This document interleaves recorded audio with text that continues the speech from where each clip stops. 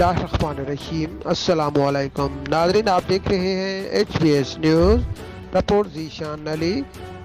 DIGP Hyderabad Sharjeel Khan نے تمام SSPs اور DSPs کو ہدایت جاری کر دی ہے کہ شب بارات اور ہولی کے موقع پر سیکورٹی ہائی الرٹ، مساجد، امام بارگاہ، درگاہوں، مندروں پر پولیس کی اضافی نفری تعینات، آتش بازی، پٹاخوں کی خرید و فروخت سمیت ہوائی فائرنگ، ون ویلنگ روک تھام اور اس میں ملوث عناصر کے خلاف بھرپور مؤثر کریک ڈاؤن کی ہدایت جاری کر دیا ہے۔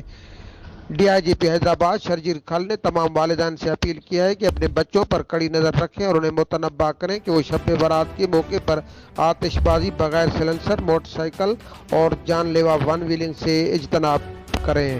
مزید خبروں کے لیے آپ دیکھتے رہیں HBS نیوز۔